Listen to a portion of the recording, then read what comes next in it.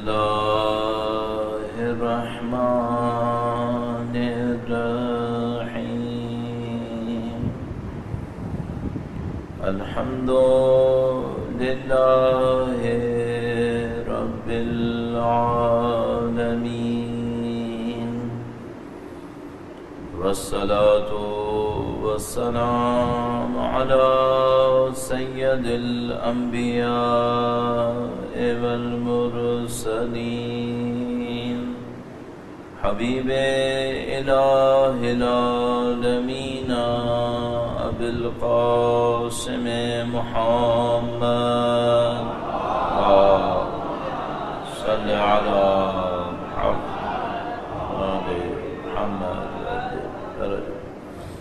وعلى آله الطيبين الطاهرين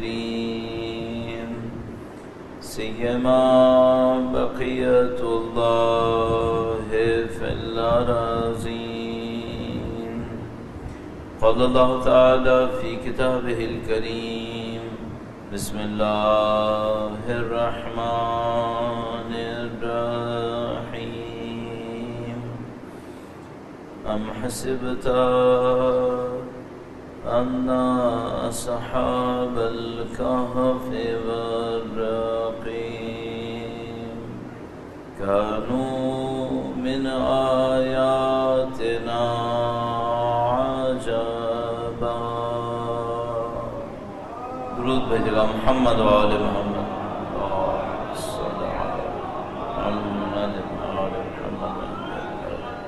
پروردگار عالم کا انتہائی لطف و احسان ہے، انتہائی کرم ہے.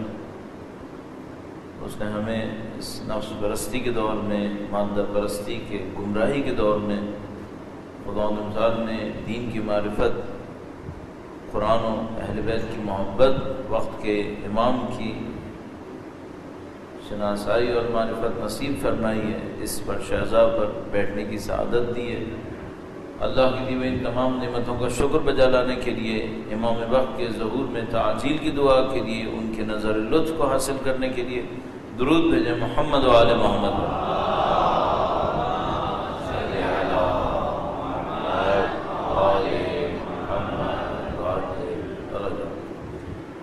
خدا نے جہاں انسان کو ہدایت کا راستہ بتایا ہے کہ کس راستے پر چلے تو کمال حاصل ہوتا ہے، وہاں خدا تعالیٰ نے بہت ساری چیزوں کو انسان کی مدد کے لیے قرار دیا ہے.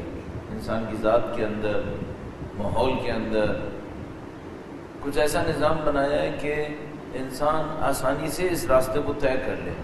راستہ آسان نہیں ہے، راستہ بہت مشکل ہے. اور اگر کوئی شخص یہ سمجھ رہا ہے کہ مثلاً اس دنیا میں جو ذمہ داری ہے یہ آسان کام ہے، تو اس کو چاہیے کہ مولا امیر المومنین کی کلمات کو نہج و بلاغہ میں دیکھے. امام فرما رہے ہیں کہ راستہ سخت ہے. اگر مولا امیر المومنین فرما رہے ہیں راستہ سخت ہے، اور یہ وہ عظیم الشان ہستی ہے جو دنیا اور آخرت کے تمام مراحل کو ہاتھ کی ہتھیلی کی طرح پہچانتا، فرما رہے ہیں راستہ سخت ہے، اس کا مطلب ہے وہ کام واقعاً سخت ہے.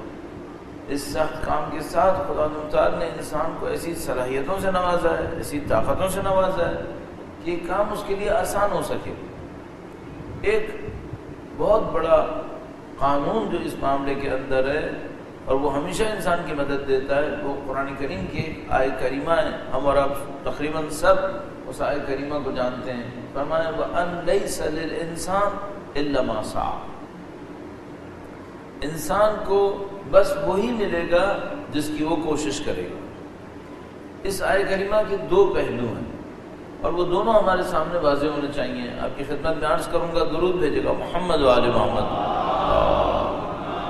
صلی علی محمد آل محمد. ایک پہلو اس آیت کریمہ کے اندر یہ ہے کہ اگر انسان کسی چیز کو تلاش کرنے کی کوشش کرے، ڈھونڈنے کی کوشش کرے، اپنی توانائیوں کو اس چیز کی طرف لے کر جائے، یقیناً حاصل کر لے گا. جو ہم لوگ اردو کے محاورے میں کہتے ہیں ڈھونڈنے سے تو خدا بھی مل جاتا ہے، یہ بظاہر ایک صحیح محاورہ ہے، لیکن اس کا ایک پہلو شاید صحیح بھی نہ ہو. ڈھونڈنے سے تو خدا بھی مل جاتا ہے، اگر کوئی واقعا ڈھونڈے تو سب سے پہلے تو خدا ہی ملتا ہے، باقی چیزیں تو ہے ہی نہیں اصلا، خدا کے سوا یہاں ہے کیا؟ اور یہ انسان کو خدا نے طاقت دی ہے کہ اگر کوئی شخص واقعا خدا کو ڈھونڈے، اپنی زندگی کے اندر کوشش کرے اللہ کی بندگی کے لیے، ملے گی یا نہیں ملے گی؟ آئے کریمہ فرماتا ہے کیوں نہیں ملے گی؟ وَأَن لَيْسَ لِلْإِنسَانِ إِلَّا مَا سَعَى، انسان کو یقیناً وہ ملے گا جس کی وہ کوشش کر رہا ہے، لیکن اس کا دوسرا پہلو بہت سخت ہے، اور کیا فرمایا؟ انسان کو بس وہی ملے گا جس کی وہ کوشش کرے گا۔ اب مثلا وہ یہ کہے کہ زبان سے کہہ رہا ہوں تو مل جائے چاہے میں کوشش نہ کروں، نہیں، یہ نہیں ہونے والا۔ وَأَن لَيْسَ لِلْإِنسَانِ إِلَّا مَا سَعَى، انسان کو بس وہی ملے گا جس کی وہ کوشش کرے گا۔ اب وہ کوشش کیا ہوگی؟ اب یہ تصور کریں کہ جس کو خدا کہہ رہا ہے کہ کوشش ہو، وہ کوشش کس پائے کی ہونی چاہیے؟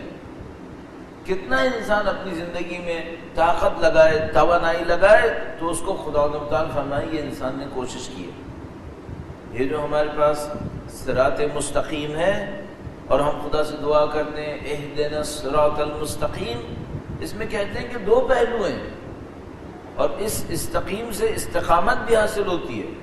تو کہتے ہیں یہ استقامت کیا ہے، مستقیم کیا ہے؟ تو کہتے ہیں استقامت مستقیم اس معنی میں ہے، ایک تو راستہ کہ بھئی راستہ وہ راستہ ہو جو آپ کی طاقت توانائی کو ضائع کیے بغیر آپ کو منزل تک پہنچا دے، اس کو کہتے ہیں صراط مستقیم۔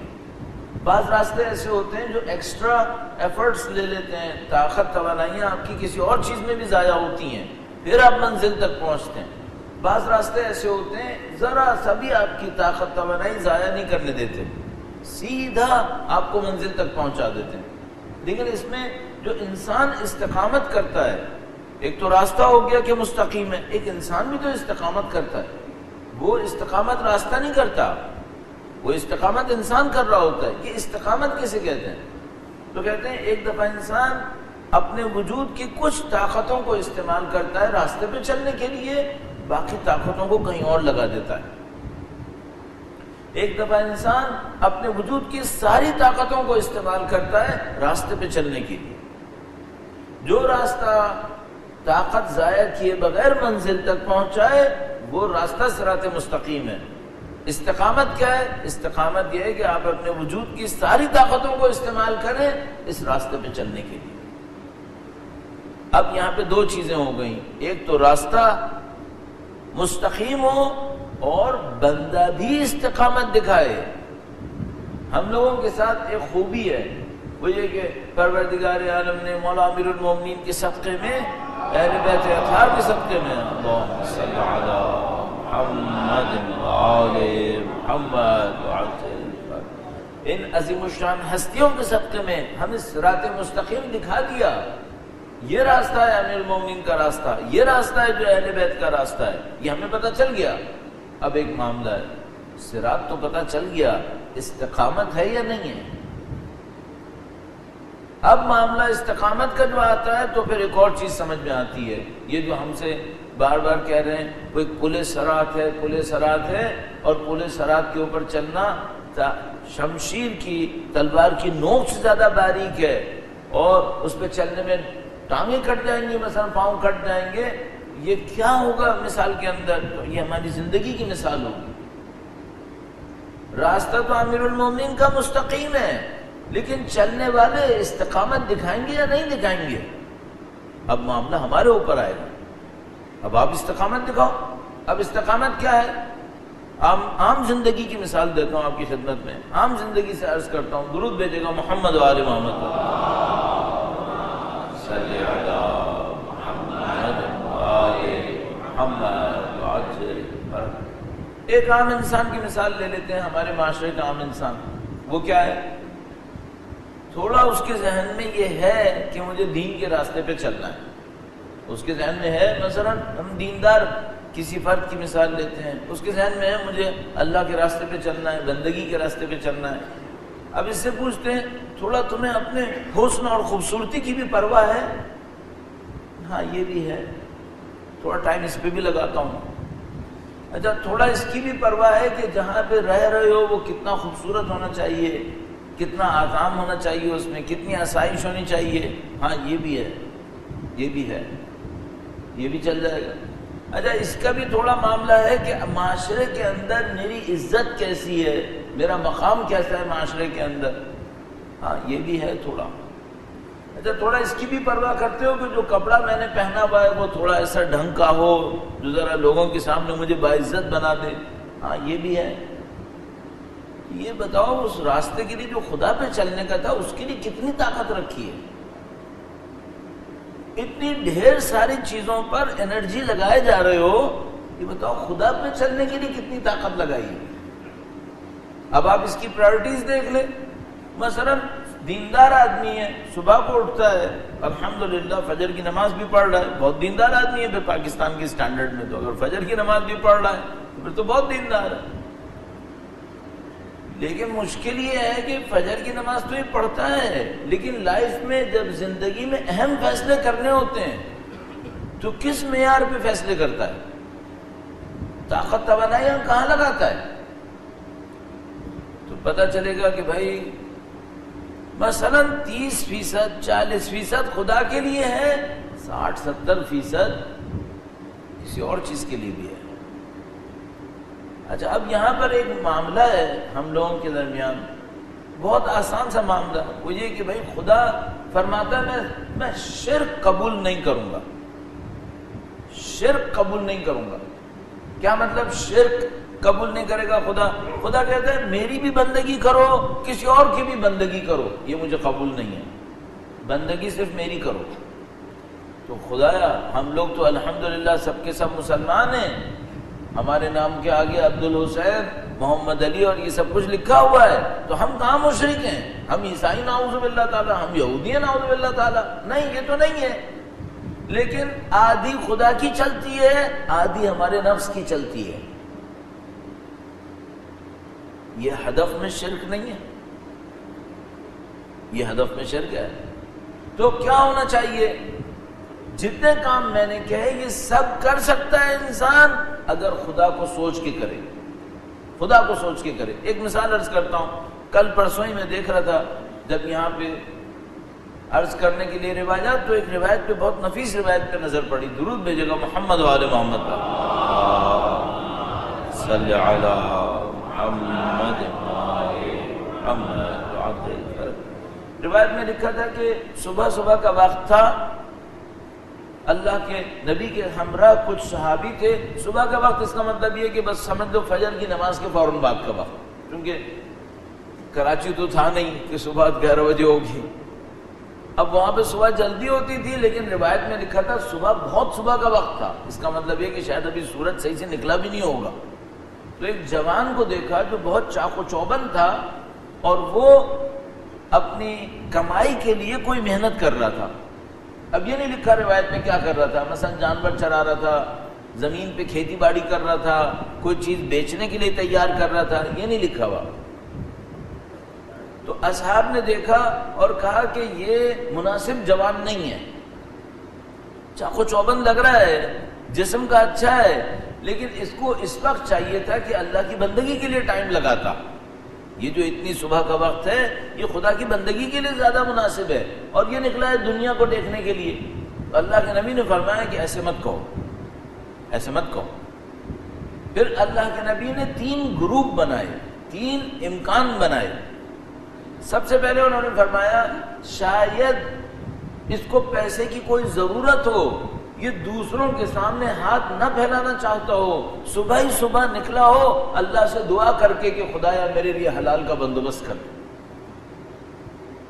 تو یہ حلال کمائی کے لیے نکلا ہو شاید، اور اس کو پیسے کی ضرورت ہو اور یہ نہ چاہتا ہو کہ دوسروں سے مانگے. تو اگر یہ اس کام کے لیے نکلا ہے تو یہ تو اچھا کام ہے، حلال کے لیے نکلا ہے، اللہ کی بندگی کے لیے نکلا ہے، یہ اچھا کام ہے، تم اس کو برا نہیں کہہ سکتے. پھر اس کے بعد فرمایا یہ بھی ممکن ہے کہ مثلا اس کے بیوی بچے ہوں، اس کی ضرورت نہ ہو، اس کے بیوی بچے ہوں، حتیٰ روایت میں لکھا شاید والدین بوڑھے ہوں، اس کا ایک آدمی کی کمائی سے گزارا نہ ہوتا ہو. تو اس نے سوچا ہو کہ میں زیادہ کماؤں، چونکہ مجھے اپنے بیوی بچوں کو بھی پالنا ہے، مجھے اپنے بوڑھے ماں باپ کو بھی پالنا ہے، تو اس کا ایک آدمی کی کمائی سے گزارا نہ ہوتا ہو تو یہ صبح ہی صبح نکلا ہو تاکہ میں 2 آدمیوں کے برابر کمائی کروں، چونکہ مجھے زیادہ کمانا پڑے گا، میرے اہل و عیال ہیں۔ فرمایا اگر یہ کر رہا ہے تب بھی اچھا ہے، تب بھی اچھا ہے، تم اسے برا مت کہو۔ پھر تیسری بات فرمائی لیکن اگر یہ نکلا ہو کہ پیسہ کمائے تاکہ لوگوں کے سامنے نمائش دے کہ مثلا میرے پاس پیسہ بہت ہے، فرمایا ہاں یہ برا ہے، یہ اس کو نہیں کرنا چاہیے۔ تو جو میں نے آپ سے کہا کہ بھائی آپ اپنا خیال کریں گے، جسم کا ظاہر آپ کا صحیح ہو، لباس آپ کا مناسب ہو، گھر میں جہاں آپ رہنے آرام ہو، ان سب کو انسان اللہ کے قرب کے لیے بھی کر سکتا ہے۔ صرف مشکل ہے کہ اس کو دیکھنا پڑے گا یہ خدا کے لیے کر رہا ہے یا اپنے لیے کر رہا ہے، کس کے لیے کر رہا ہے۔ یہ سب کام عبادت ہے۔ القاد لعیالہ کالجاہد فی سبیل اللہ، اللہ کے رسول فرماتے ہیں جو اپنے اہل خانہ کے لیے محنت کرتا ہے، مشقت کرتا ہے، وہ اللہ کی راہ میں جہاد کرنے والوں کے برابر ہے۔ نیت صحیح ہونی چاہیے۔ اگر نیت صحیح ہو تو یہ کیا کہلائے گا؟ یہ کہلائے گا یہ صراط مستقیم پر ہے اور بندہ استقامت دکھا رہا ہے، بندہ استقامت دکھا رہا ہے۔ تو یہ انسان کے اندر اللہ نے رکھا ہوا ہے قانون کے طور پر، تم جس کی کوشش کرو گے اس چیز کو پالو گے۔ اب اس قانون کو استعمال کرتے ہیں اس عرض میں کہ جو چند دن سے آپ کی خدمت میں اسلام کی تربیت کے، اسلامی تربیت کے مراحل اور اس کے بنیادی اصول میں بیان کرنے کی کوشش کر رہے ہیں۔ درود بھیجے گا محمد و آل محمد صلی اللہ محمد و آل محمد۔ مثلا اسلامی تربیت کا ایک بنیادی اصل، اب میں تربیت کا مطلب بچوں کی تربیت نہیں لے رہا، حقیقت یہ ہے کہ ہم لوگ اس بات کے اوپر بہت ایک دوسرے سے سوال کرتے ہیں بچوں کی تربیت کیسے ہوگی، اور مثلا بچوں کو امام کی نصرت کے لیے کیسے تیار کریں، لیکن جتنا میں زیادہ غور کر رہا ہوں مجھے یہ سمجھ میں آ رہا ہے کہ کوتاہی ہماری اپنے اوپر تربیت نہ کرنے میں، سب سے پہلے اپنے اوپر محنت کرنی پڑے گی۔ اسی طرح مثلا کوئی جوان ہے یا مسن ہے یا ادھیڑ عمر ہے، سب سے پہلے اپنے آپ کو دیکھو میری تربیت کیسے ہوگی۔ اور یہ بھی میں عرض کرتا چلوں، میری طرح کا بھی کوئی عمر والا بندہ ہو، مثلا اتنی عمر گزر جائے وہ کہ چلو میں نے بس 40-50 گزار لیا نا، جہاں مجھے پہنچنا تھا پہنچ گیا، ہرگز ایسا نہیں ہے۔ کیوں؟ نمبر 1، خدا کے سامنے نعوذ باللہ تعالی شیطان کے داؤں میں پھنسنے میں دیر نہیں لگے گی۔ اگر میں نے اپنا کنٹرول مس کر دیا، اپنی تربیت پہ کام کرنا بند کر دیا، آہستہ آہستہ شیطان کے دام میں پھنس جاؤں گا۔ لہذا کتنی ہی عمر ہو گئی ہو، 70-80 سال بھی ہو، اپنی تربیت سے غفلت نہیں کرے، ورنہ خود بخود شیطان کے دام میں جائے گا۔ پہلی بات۔ دوسری بات یہ کہ بھائی میں نے جو کچھ بھی کیا ہے، جو اللہ نے مجھے ذمہ داری دی تھی وہ پوری ہو گئی ہے کیا؟ یہ راستہ بہت لمبا راستہ ہے۔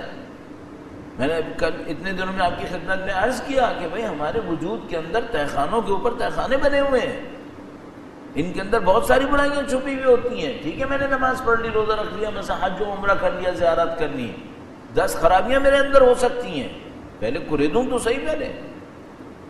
اور اگر کوئی خرابی چھپی ہوئی تھی تو کیا وہ میری جان چھوڑ دے گی؟ کل روایت آپ کی خدمت میں عرض کی ہے کہ اگر میرے اندر کوئی خرابی چھپی ہوئی ہے، مخفی ہے، یہ کبھی نہ کبھی سامنے آئے گی، روایت نے بیان کیا۔ تو ایک اصل ہمیں سمجھ میں آتا ہے کہ بھائی آپ کچھ بھی ہو چکے ہوں، کسی بھی عمر کے اندر ہوں، اور اگر عمر ابھی کم ہے اور مثلا جوانی یا نوجوانی ہے تو پھر تو اس کے سوا اور کیا کہیں گے؟ اصل پوائنٹ یہی بنانا پڑے گا۔ مثلا ممکن ہے کوئی نوجوان کہے کہ مولانا کیا کیریئر بنانا مین پوائنٹ نہیں ہے؟ کیریئر بنانا اہم پوائنٹ ہے، لیکن زندگی کا اصلی پوائنٹ کیریئر نہیں ہے۔ زندگی کا اصلی پوائنٹ یہ کام ہے، اللہ کی بندگی ہے۔ اچھا کیریئر کا کیا ہوگا پھر؟ تو کیا میں نے یہ سوچا ہے کہ میں خدا کی بندگی میں صحیح طریقے سے آگے بڑھوں گا اور خدا مجھے لاوارث چھوڑ دے گا؟ خدا نے ان کو نہیں چھوڑا جو خدا کا انکار کر رہے ہیں، تو خدا اس بندے کو چھوڑے گا جو خدا کا اقرار کر رہا ہے، جو خدا کی بندگی میں بڑھنا چاہتا ہے۔ تو یہ ممکن نہیں ہے۔ ہم سے غلطی کیا ہو سکتی ہے؟ مثلا ایسا نہیں ہوگا ہمارے معاشرے کے اندر، لیکن مثال کہہ رہا ہوں، کوئی نوجوان اپنی تربیت کے معاملے کو لے کر اپنے آپ کو محدود کر لے، صرف دیواروں کے اندر، عبادات کے اندر محدود کر لے، ایسا ہوگا نہیں ویسے، لیکن کہہ رہا ہوں ہاں یہ غلطی ہے۔ تربیت کا مطلب یہ نہیں کہ ہمیں زندگی سے کٹ جانا ہے، نہیں، تربیت کا مطلب ہے زندگی میں رہ کے تربیت کرنی ہے، عمل کو انجام دینا ہے، معاشرے کے اندر رہنا ہے۔ اسی لیے مثلا ہم نے عرض کیا کہ بھئی ایک بہت بڑی صفت جو ہمیں چاہیے وہ انسانوں کے کام آنا ہے، تب ہماری تربیت کا عمل تیز ہونے لگتا ہے۔ تو یہ چند باتیں اس سلسلے میں، اور اب ایک پوائنٹ جو کل کی گفتگو کو آگے بڑھاتے ہوئے کہ بھئی یہ جو ہمارے اندر کچھ عادتیں ڈیولپ ہو جاتی ہیں، یہ عادتیں بعض اوقات اچھی نہیں ہوتی، بعض اوقات بری ہوتی ہیں، ان کو کیسے حل کیا جائے، سریعان اس کے اوپر آرائز پیش کرتے ہیں۔ درود بھیجے گا محمد و آل محمد صلی علی محمد محمد۔ یہ روایت میں کل لکھ کے لایا تھا، اس روایت کو میں دوبارہ آپ کی خدمت میں عرض کرنا چاہ رہا ہوں، انتہائی مجھے لگا یہ معنی خیز روایت ہے۔ فرمایا العادات قاہرات فمن اعتاد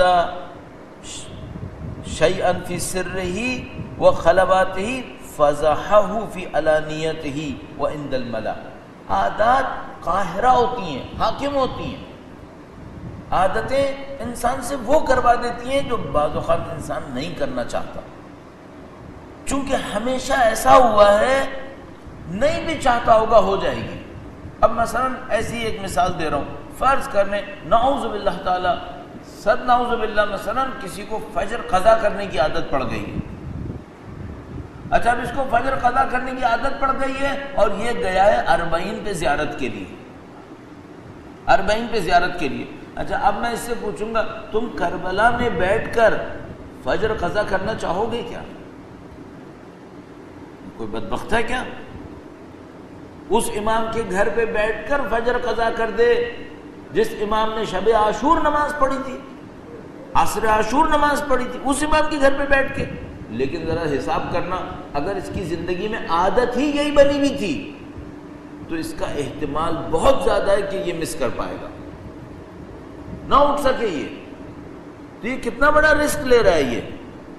کل انشاءاللہ وقت کے امام تشریف لائیں اور اس کو امام کے سامنے جانا پڑے، یہ کہہ کر بھیجا جائے اسے یہ وہ شخص ہے جس کی عادت یہ ہے۔ یہ بہت خطرناک کام کر رہا ہے یہ اپنے ساتھ۔ تو عادتیں انسان کے اوپر حاکم ہوتی ہیں، اور یہ جو حاکم عادتیں ہوتی ہیں یہ انسان کو رسوا کر دیتی ہیں، گرچہ عادت چھپے کی ہوتی ہے۔ انسان نے نہیں سوچا ہوگا میں ملائے عام میں لوگوں کے سامنے یہ حرکتیں کروں گا، لیکن بعض اوقات خدا پھر بات کو سامنے لے آتا ہے۔ پھر اس کے بعد جو رسوائی ہے وہ اللہ جانتا ہے، جھوٹ بولنا اس میں شامل ہے، چھوٹی چھوٹی غلط عادتیں اس کے اندر شامل ہیں۔ تو انسان پوری کوشش کرے اپنی عادتوں کو سنبھالے۔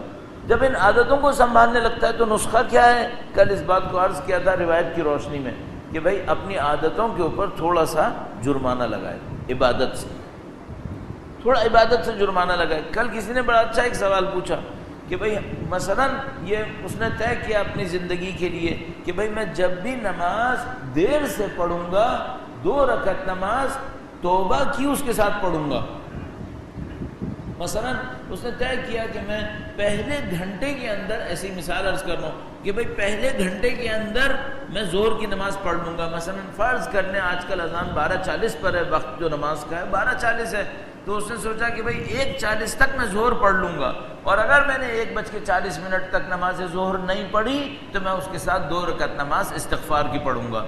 تو پھر اس نے ایک اور بات پوچھی، کہنے لگا مولانا اب یہ ہو گیا ہے کہ اب میں روٹین میں ظہر کے ساتھ دیر کرتا ہوں اور 2 رکعت نماز استغفار پڑھتا ہوں، اب کیا کروں؟ میں نے کہا اس 2 کو 10 کرو، 10 کرو۔ کیوں؟ بھائی تمہیں سزا ہلکی لگی ہے نا، اس لیے تم نے یہ کیا ہے، اس کو 10 کرو۔ پھر اپنے آپ سے پوچھو اب کیسا لگا؟ وہ ایک معاشرے کے اندر کچھ لوگوں نے ایک رسم کو صحیح کرنا چاہا، میں نے ان کو بھی مثال میں عرض کیا تھا کہ بھئی ایک جگہ پر پاکستان کے ایک شہر کے اندر ایک قوم نے اپنی ایک غلطی کو صحیح کرنا چاہا، تو انہوں نے یہ کہا کہ جو کوئی بھی شادی بیاہ کا کھانا مثلا 11 بجے کے بعد کھولے گا وہ 50,000 روپے جرمانہ دے گا قوم کو۔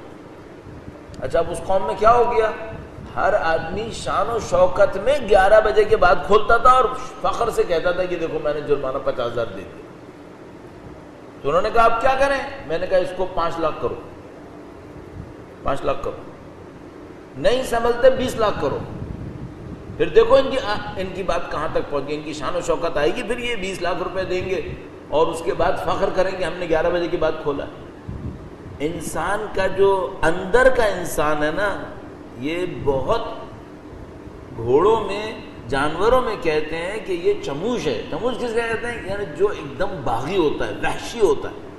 اندر کا انسان اگر اللہ کی بندگی میں نہ لایا جائے یہ بہت وحشی ہوتا ہے، بہت وحشی ہوتا ہے۔ اس کو جب موقع ملتا ہے یہ وحشیانہ پن کرتا ہے، اس کے وحشیانہ پن کو کنٹرول کرنا پڑے گا۔ اگر کبھی آپ کو موقع ملے مولا امیر المومنین کا مکتوب نمبر 69 اس کو مطالعہ کیا، امام نے فرمایا کہ اپنے نفس کو کنٹرول کیسے کرو۔ تو طریقہ کار میں نے آپ کی خدمت میں عرض کیا، تھوڑا سا جرمانہ رکھے اپنی عادتوں کی اصلاح کے لیے، اور اس جرمانے کو تھوڑا سخت کرے تاکہ انسان کا نفس اتنی آسانی سے اس عادت کو انجام نہ دے۔ اب کون سی عادتوں کا سب سے پہلے مقابلہ کریں؟ کن عادتوں کا سب سے پہلے مقابلہ کریں؟ تھوڑا سا میں لسٹ کرتا ہوں، تھوڑا سا اپنے ذہن میں بنانے کی کوشش کرتا ہوں۔ درود بھیجے گا محمد و آل محمد صلی محمد محمد عجل فرج۔ ویسے تو اگر مجھ سے کوئی کہے کہ بھائی میں کہاں سے شروع کروں تو میں سب سے پہلے معمولاً عرض کیا کرتا ہوں کہ بھائی سب سے پہلے شروع کرو سچائی سے، جھوٹ مت بولو۔ اور جب ہم کہتے ہیں سچائی تو ایک مسئلہ ہوتا ہے سچ بولنا، ایک چیز ہوتی ہے سچائی۔ سچ بولنا معمولاً اردو زبان میں جب کہتے ہیں تو زبان کا سمجھ میں آتا ہے، انسان زبان سے سچ بولتا ہے۔ سچائی کسے کہتے ہیں؟ سچائی اسے کہتے ہیں کہ ایک آدمی اندر سے کچھ ہے اوپر سے کچھ اور ہے، یہ سچائی کے خلاف ہو گیا۔ سچائی کیا ہے؟ جو تم اندر ہو وہی اوپر بھی رہو، اس کو ہم سچائی تعبیر کریں گے۔ آپ اس کو منافقت بھی کہہ سکتے ہیں سچائی کے مقابلے میں، کہ بھئی ایک آدمی اندر کچھ اور ہوتا ہے اوپر کچھ اور دکھاتا ہے۔ تو آپ سچائی کسے کہیں گے؟ ایک تو یہ کہ سچ بولے، دوسرا یہ کہ جو اندر ہے وہی باہر رکھے، اور تیسری بات ایک اور سمجھ میں آتی ہے، کسی کا برا نہ چاہے، اچھا چاہے، کسی کا برا نہ مت چاہو، کسی کے خلاف منصوبہ بندی مت کرو، یہ سب سچائی کے اندر آتا ہے۔ تو اگر ہم سے کوئی کہتا ہے تو معمولاً ہم یہ کہتے ہیں کہ بھائی سب سے پہلے یہاں سے شروع کرو۔ کیوں ہم یہ کہتے ہیں؟ اس لیے کہتے ہیں کہ اگر کوئی سچائی میں نہیں ہوگا تو باقی تربیت کے مراحل خود بخود غلط ہوتے چلے جائیں گے۔ بھائی کسی کو جھوٹ بولنے کی عادت ہو گئی، اب کوئی استاد اس سے کچھ پوچھے تم نے یہ کیا تھا، بندے کو جھوٹ بولنے کی عادت ہے، معاملہ ختم ہو گیا۔ انسانوں کے درمیان جھوٹ بولنے کی عادت ہے، نعوذ باللہ تعالیٰ، تو کچھ بچا ہی نہیں پھر۔ تو ہم معمولاً اس طرح سے کہتے ہیں، لیکن ظاہر ہے کہ یہ صرف ایک مسئلہ ہے، اور بہت ساری چیزیں انسان کے اندر ہیں جو انسان کی دشمنی کر رہی ہوتی ہیں، انسان کو نقصان پہنچا رہی ہوتی ہیں۔ ایک مثال آپ کی خدمت میں عرض کرتا ہوں، بلکہ مثال سے پہلے روایت عرض کرتا ہوں۔ روایت نے انسان کے دشمن اس نفس کی کس عادت کو قرار دیا ہے؟ درود بھیجے گا محمد و آل محمد پر۔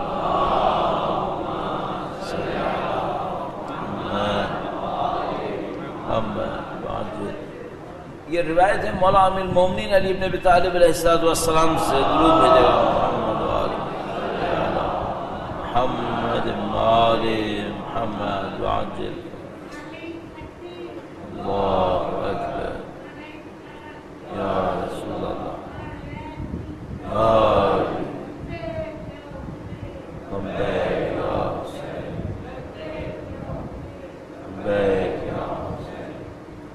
درود بھیجے گا محمد و آل محمد پر۔ صلی علی محمد و آل محمد۔ مولا نے فرمایا اعدى عدوا للمرء غضبه وشهوته، سب سے بڑے دشمن انسان کے دو دشمن امام نے فرمایا، ایک اس کا غیظ و غضب، فرمایا یہ بدترین دشمن ہے انسان کے اندر، دوسرا اس کی جسمانی خواہشات۔ فرمایا یہ دو انسان کے بدترین دشمن ہیں۔ اگر آپ علم اخلاق میں دیکھیں، اور جو کئی دفعہ عرض کر چکا ہوں مختلف موقعوں پر آپ کی خدمت میں، عروج السعادہ ایک کتاب ہے جس نے انسان کی اخلاقیات کو علم کے اندر بیان کیا ہے۔ اردو میں اس کتاب کا نام عروج السعادہ ہے، اصل کتاب کا نام معراج السعادہ ہے۔ زندگی میں جو چند کتابیں آپ ضرور پڑھیں ان میں سے ایک کی یہ کتاب ہے، اس کو ضرور پڑھیں۔ یہ اردو میں جو چھپی ہے وہ کئی سو صفحے پر ہے، 300-400 صفحے پر ہے، کم از کم شروع کے 100 صفحے ضرور پڑھنے۔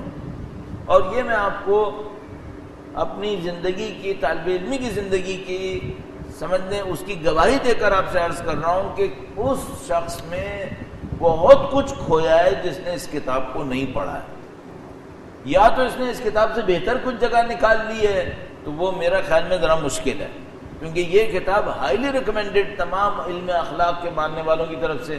آیت اللہ بہجت ایک جملہ ارشاد فرمایا انہوں نے، کوئی آیا ان کے پاس کہنے کا آقا مجھے کچھ لکھ کے دیں تربیت کے لیے، نفس کی تربیت کے لیے مجھے کچھ بتائیں۔ تو وہاں پہ فارسی میں کہتے ہیں بھائی کوئی نسخہ دیں ہمیں۔ نسخہ ویسے تو ہمارے یہاں پرسکرپشن کو کہتے ہیں جو بیماری کی دوائیوں کے لیے لکھتے ہیں، لیکن وہاں پہ اخلاقی بیماریوں کا علاج کے لیے بھی نسخہ کہتے ہیں۔ تو کسی نے کہا کہ ہمارے لیے کوئی نسخہ لکھ کے دیں، تو انہوں نے کہا کہ ہر روز اس کتاب کا آدھا صفحہ پڑھ لیا کرو، اس پہ عمل کر لیا کرو، یہ نسخہ ہے۔ ہر روز اس کتاب کا آدھا صفحہ پڑھو، اس پہ عمل کر لو، یہ علم اخلاق کی تہذیب نفس کا نسخہ ہے۔ یہ کتاب بہت اہم کتاب ہے۔ اس کتاب کے اندر انسان کی اخلاقی طاقتوں کو جب انہوں نے تقسیم کیا تو 4 حصوں میں تقسیم کیا، کہ ایک انسان کی قوہ عقلیہ کہا، ایک کو قوہ وہمیہ کہا، ایک کو قوہ غضبیہ اور ایک کو قوہ شہویہ۔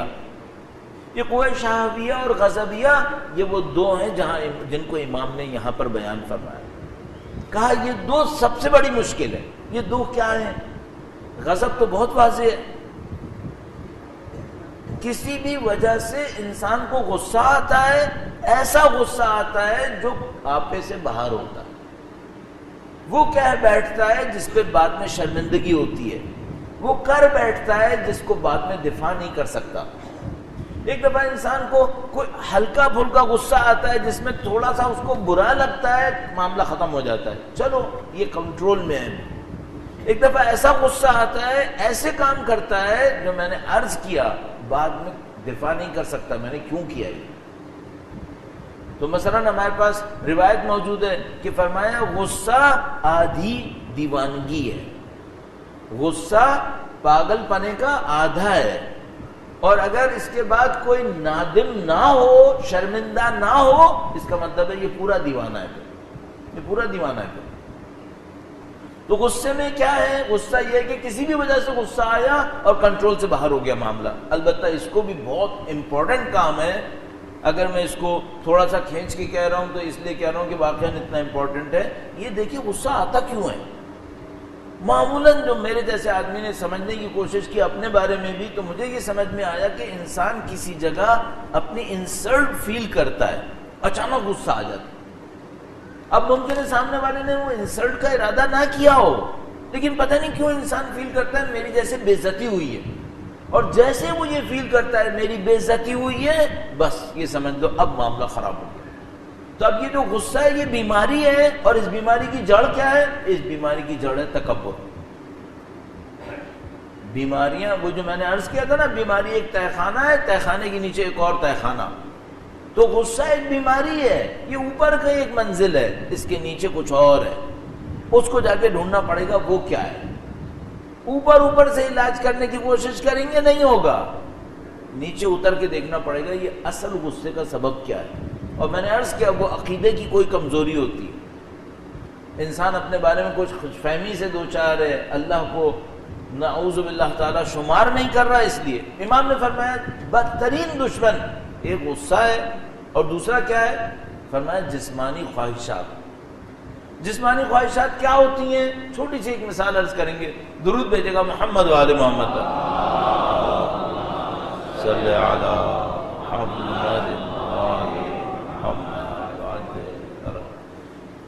شاید آپ میں سے بعض کو یاد ہوگا اور بعض نے بہرحال کہیں نہ کہیں پڑھا بھی ہوگا کہ ایک روایت ہے، روایت عنوان بصری نام کر کے، جس میں ہمارے چھٹے امام نے درود بھیجے گا ان کی ذات پر، اللہم صلی علی محمد آل محمد۔ مولا نے ان صاحب کو جن کا نام عنوان بصری ہے کچھ نصیحتیں کی۔ انہوں نے آ کر کہا کہ میں اپنے اوپر محنت کرنا چاہتا ہوں، اپنے نفس کو بہتر بنانا چاہتا ہوں، تو آپ مجھے نصیحت فرمائیں۔ امام نے نصیحتیں کی، ان میں کچھ نصیحتیں تھیں جن کا تعلق کھانے سے تھا۔ فرمایا ان نصیحتوں میں کہ بھائی جب تک بھوک نہ لگے کھانے کے لیے مت بیٹھو، بھوک لگے تو کھاؤ، جب تمہاری بھوک کچھ باقی ہے اٹھ جاؤ، چھوڑ دو اسے۔ اچھا اب ہم اس کو میڈیکل پوائنٹ آف ویو سے دیکھیں نا تو یہ سمجھتے ہیں کہ انسان اگر کوئی یہ دو جملے عمل میں لے آئے، سمجھنے آدھی زندگی آسان ہو گئی اس کی، بیماریاں آدھی کے قریب بیماریاں ختم ہو گئی۔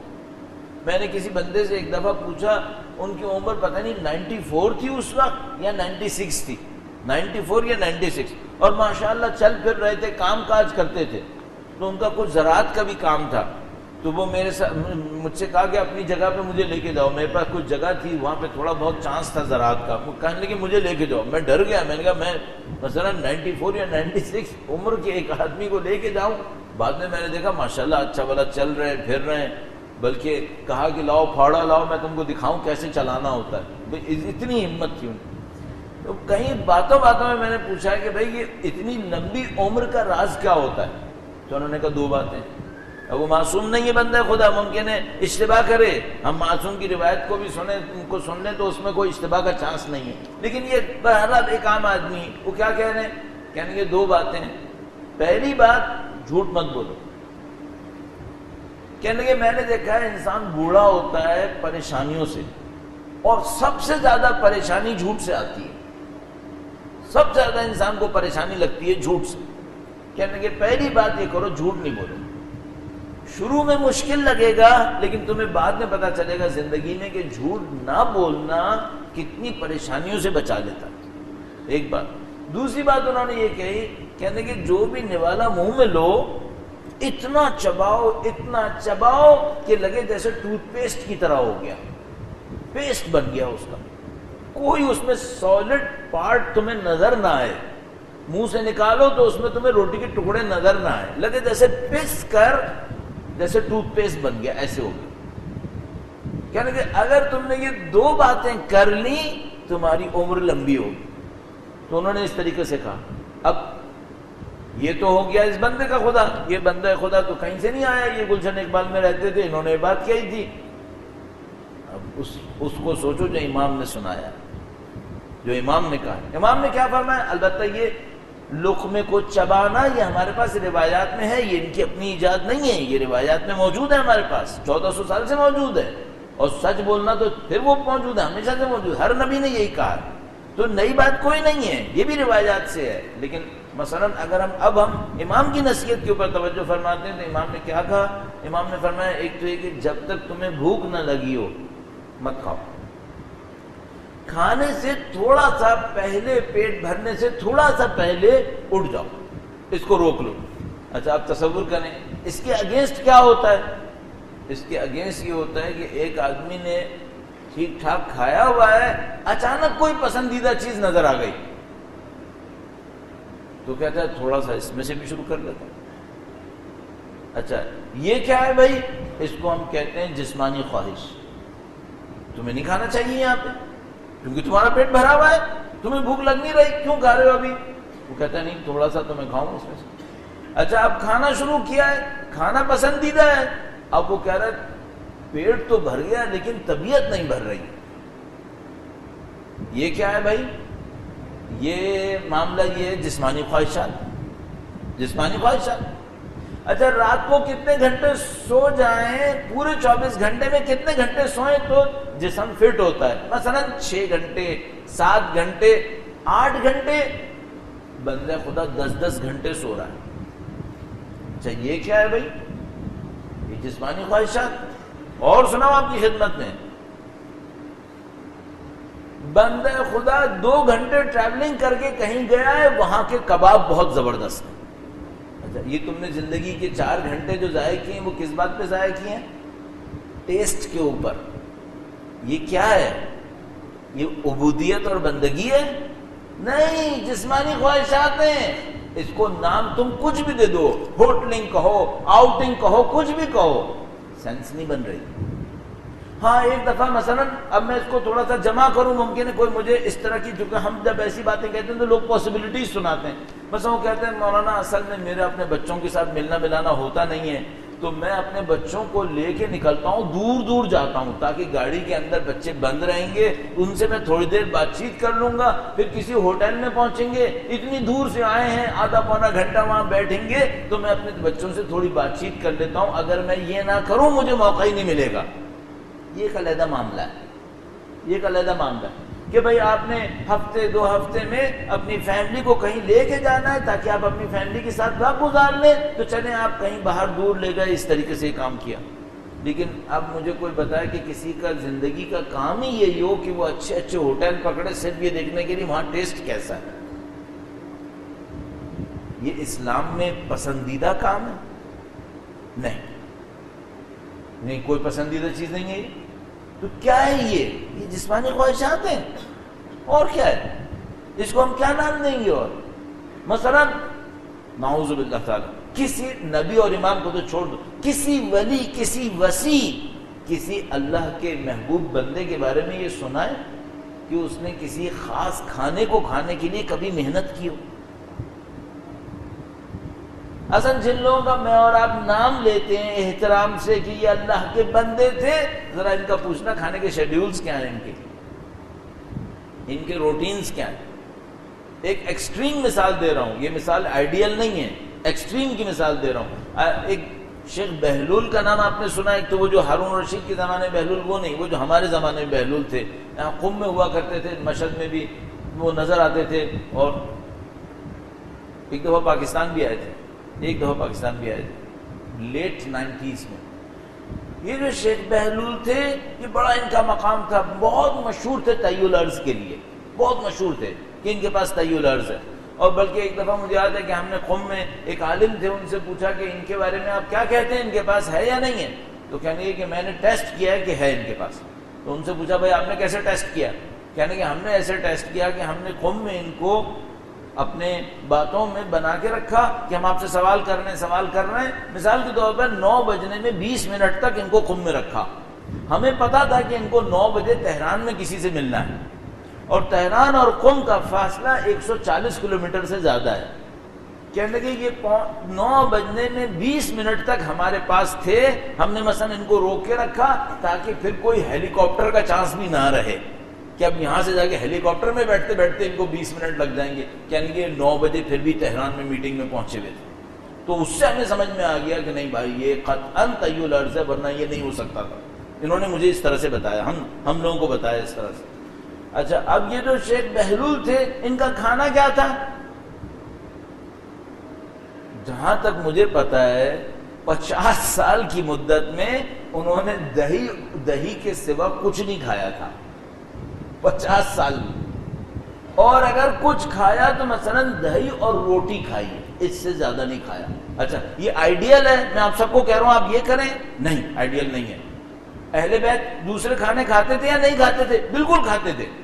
یہ آئیڈیل نہیں ہے، لیکن میں بتا رہا ہوں کچھ لوگ جب محنت کرنے آتے ہیں تو یہاں تک چلے جاتے ہیں، محنت کرتے ہیں پھر اپنے اوپر.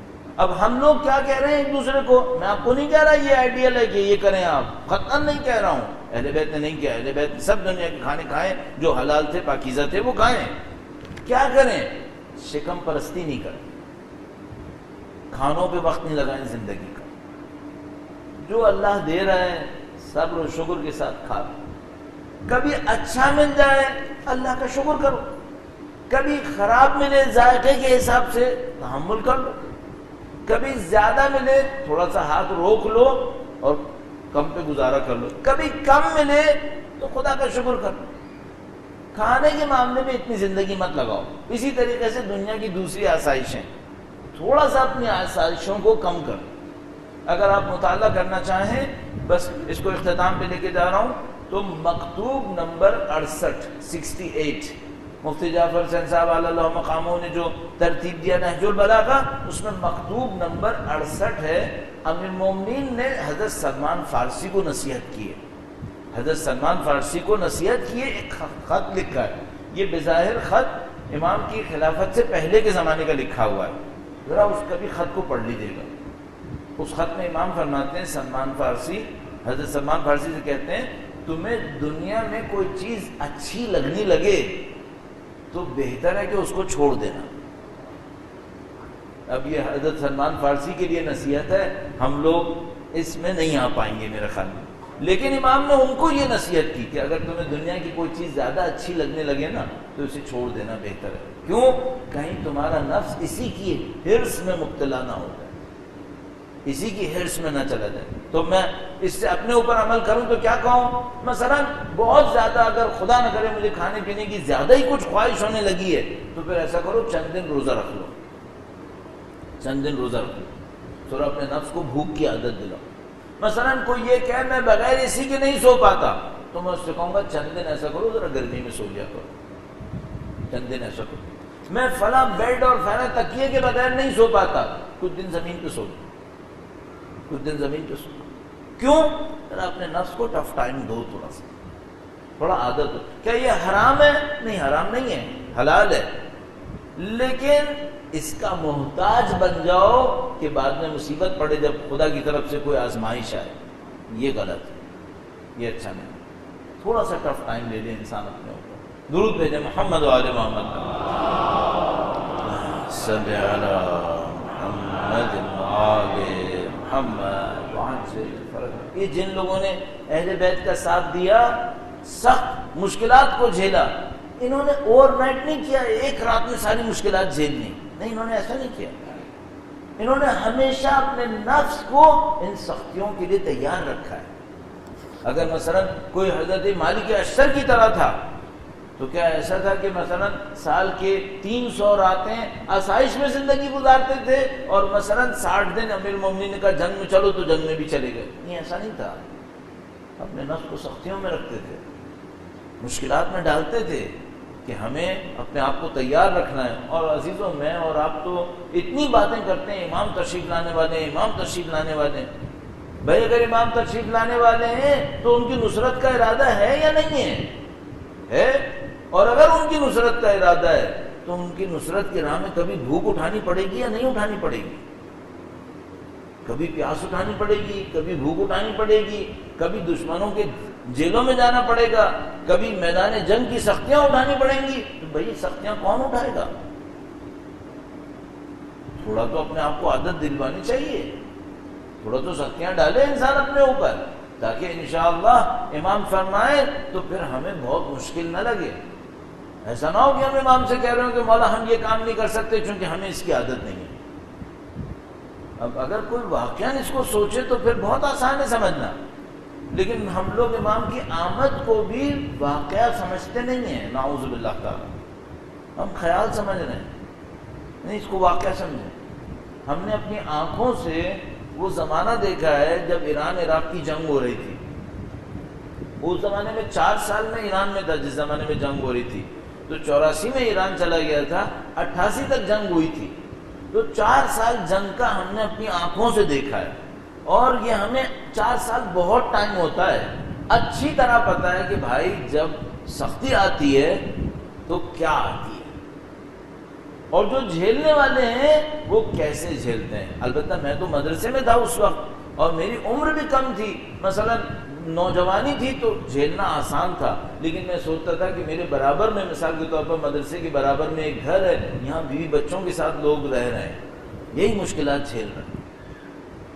چھوٹی چھوٹی چیزیں نہیں ہوتی تھیں، تو مثلا قوم کے اندر ٹیمپریچر گرتا تھا سردیوں میں تو -10 تک جاتا تھا، -10 میں گرم کرنے کی کوئی چیز نہیں ہوتی تھی، نہ گیس، نہ مٹی کا تیل، نہ حتیٰ لکڑی بعض اوقات ہوتی تھی۔ -10 میں لوگ بیچارے پڑے رہتے تھے کیونکہ کچھ ہے ہی نہیں، سب کچھ جنگ کی نظر ہوا تھا، سب لوگ جھیلتے تھے۔ یہ بھئی ہم لوگ تو اس وقت نوجوان تھے، ہمیں کیا پرواہ، لیکن ذرا کسی کو سوچو برابر والے گھر میں کسی کا بچہ 2 سال کا ہو، 3 سال کا ہو، وہ ان سب مشکلات کو جھیل رہے تھے. یہ اس طرح زندگی بنتی ہے. تو ہم لوگوں کو اس زمانے میں نظر آتا تھا، بہت تھا، میں ایسے ہی یاد کر رہا ہوں اس زمانے کو، ایسے عرض کر رہا ہوں آپ کی خدمت میں. بہت ہمیں ایسے خاندان پتہ تھے جہاں 6 مہینے تک گوشت نہیں کھاتے تھے، پیسے ہی نہیں ہوتے تھے. 6 مہینے تک سبزیاں کھاتے رہتے تھے کہ جو سب سے سستا مل رہا ہے بس وہ کھا لو، عزت سے زندگی گزارو. اور سب سے بڑا کمال جو تھا وہ کیا تھا؟ شکوہ نہیں کرتے تھے لوگ، شکایت نہیں کرتے تھے، مطمئن تھے کہ ہم اپنے دین کی خاطر صحیح کر رہے ہیں، جھیل لیتے تھے. یہ اس زمانے کا کمال تھا. میں تو خود بعض اوقات سوچتا ہوں، آج کے ایرانیوں کو دیکھتا ہوں، مجھے سمجھ میں نہیں آتا ان لوگوں نے کیسے جھیلا تھا. پتہ نہیں وہ امام خمینی کی مقدس ہستی کا کوئی اثر تھا، امام وقت کی طرف سے کوئی تیاری کی، کوئی نشانی کی، لوگوں نے جھیل لیا تھا سب، اور الحمدللہ ہو گیا. تو تھوڑا سا اپنے نفس کے ساتھ محنت کرنی پڑے گی، اور آپ اس کا نتیجہ بہت اچھا دیکھ سکتے ہیں کہ جن لوگوں نے اپنے آپ کو ان مشکلات میں ڈالنے کے لیے تیار کیا، ان کو خدا نے بصیرتیں دینا شروع کر دی. پھر وہ اللہ کی طرف سے انعام میں سید الشہداء کے ساتھ بھیج دیے گئے. جو جفاکش نہیں ہوتے انہیں خدا فلٹر کرتا ہے. اب دیکھیے مثلا ایک آدمی کو سید الشہداء نے کہا تم میرا ساتھ دو، اس نے کہا کہ میں آپ کو گھوڑا دوں گا، میں آپ کو شمشیر دوں گا، لیکن میں خود اپنی جان نہیں دوں گا. امام نے فرمایا نہ تمہارا گھوڑا چاہیے نہ تمہاری شمشیر چاہیے، تم جاؤ اور تمہارا معاملہ ختم. ایک جگہ آتی ہے جہاں انسان کو کچھ کرنا پڑتا ہے، جہاں اپنی جان کی بازی لگانی پڑتی ہے، اور وہ ایک رات میں نہیں ہوگا، آپ کو ہر رات سوچنا ہوگا، تب کہیں جا کر یہ کام حاصل ہوگا. اب ذرا تصور کریں، یہ جو شہداء کربلا ہیں، یہ تو ہم عام انسانوں کی باتیں کر رہے ہیں نا کہ بھئی تھوڑا سختی میں اپنے آپ کو ڈالو. یہ شہداء کربلا کیسے ہیں؟ شہداء کربلا وہ نہیں ہیں جنہوں نے اپنے آپ کو چونکہ سختی آ گئی تھی تو ڈال لیا، یہ وہ نہیں ہے. یہ وہ ہیں جنہوں نے سختیوں سے کہا کہ ہم خود آئیں گے، یہاں پر ہم خود آئیں گے. یعنی جب ان سے کہا گیا کہ چلے جاؤ، انہوں نے کہا نہیں ہم نہیں جا سکتے. نہ کہ ان میں سختی آ گئی تھی اور وہ جا نہیں سکتے تھے، نہیں سب جا سکتے تھے، سب چھوڑ کے جا سکتے تھے، گئے نہیں وہ. اور انہوں نے کہا کہ نہیں یہ نہیں ہو سکتا کہ ہم امام حسین کو چھوڑ کے چلے جائیں، یہ کیسے ہو سکتا؟ باعزت لوگ تھے، شرم و حیا تھی، اور ان سب کے ذہنوں میں بعض نے اپنی زبان سے کہا، بعض نے شاید زبان سے اظہار نہیں کیا، لیکن مجھے تقریباً یقین ہے کہ سب کے ذہنوں میں کم از کم ایک پہلو یہ تھا کہ ہم سب کو میدان حشر میں اللہ کے نبی کے سامنے جانا ہے. اور کسی نے اپنی اس وابستگی کا اظہار ایسے کیا کہ اے امام، اگر ہم آپ کو چھوڑ کے چلے گئے تو کل میدان حشر میں آپ کی والدہ کو کیا منہ دکھائے، بی بی سیدہ کو کیا منہ دکھائے. حقیقت یہ ہے کہ آپ جو یہاں پہ تشریف فرما ہیں، اس کے پیچھے بھی ایک جذبہ یہی ہے، اس کے پیچھے بھی ایک جذبہ یہی ہے. کیا مطلب؟ یعنی مثلا عاشور کا جیسا دن ہو اور شیعہ زندہ ہو تو وہ اپنے آپ سے خود بخود کہتا ہے اگر میں نے آج بھی حسین کا ماتم نہ کیا تو میں بی بی سیدہ کو کیا منہ دکھاؤں، اگر میں نے ان ایام کو بھی نہ منایا امام حسین کے غم میں تو پھر میں بی بی کو کیا منہ دکھاؤں گا. کچھ لوگ اس جذبے کے ساتھ سید الشہداء کا ساتھ دے رہے تھے. ایسے جب میں ایسے پاکیزہ جذبات کو دیکھتا ہوں تو ہمیں ایک ہستی ایسی نظر آتی ہے جس کے پاس سارے دلائل تھے امام حسین کو چھوڑنے کے لیے. اگر وہ چھوڑ دیتے دنیا میں کوئی ان کے اوپر سرزنش نہیں کر سکتا تھا. عرب میں کچھ لوگ آزاد ہوتے تھے، کچھ لوگ غلام ہوتے تھے. آزاد انسان اپنے کام کا ذمہ دار ہوتا تھا، غلام انسان اپنے کام کا ذمہ دار نہیں ہوتا تھا جب تک وہ غلامی میں ہے. سید الشہداء کے پاس کچھ غلام تھے، ان غلام میں ایک جون غلام، اگر جون سید الشہداء کا ساتھ چھوڑ کر جاتے اور مثلا عبید اللہ ابن زیاد کی فوج ان کو روکتی اور کہتی کہ بھائی تم نے اب تک امام حسین کا ساتھ کیوں دیا تھا، ان کو صرف ایک جملہ کہنا تھا کہ میں حسین کا غلام تھا. غلام تو اپنی مرضی سے کچھ کر ہی نہیں سکتا. تو وہ چاہتے تو نہ جاتے، چاہتے تو چلے جاتے تو دنیا میں کوئی ان کو روک نہیں سکتا تھا. اب امام حسین کیا چاہ رہے تھے؟ امام حسین نے ایک موقع پر تمام غلاموں کو جمع کیا اور تمام غلاموں سے، امام تو جملوں میں محبت ذرا دیکھیے گا کتنی عجیب ہے، ان کی کرامت کتنی ہے. تمام غلاموں کو جمع کیا اور کہا کہ اے غلاموں، ہم اہل بیت غلاموں کو آسانی کے وقت کے لیے رکھتے ہیں. اگر کبھی مشکل کا وقت آتا ہے تو ہم غلاموں کو آزاد کر دیتے ہیں. فرمایا اب مشکل کا وقت ہے، ہم تم سب کو آزاد کر رہے ہیں اور تم سب سے کہہ رہے ہیں کہ ہمیں چھوڑ کے چلے جاؤ. یہ تاریخ بشریت کا واحد مظلوم ہوگا جو لوگوں سے کہہ رہا تھا کہ مجھے چھوڑ کے جاؤ.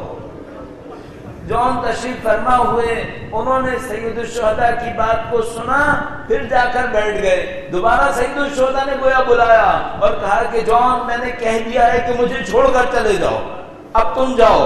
اور جون دوبارہ تشریف فرما ہوئے. جب تیسری مرتبہ ایسا ہوا تو وہ امام کے سامنے حاضر ہوئے اور انہوں نے امام سے کہا کہ مولا میں آپ سے کچھ عرض کرنا چاہتا ہوں.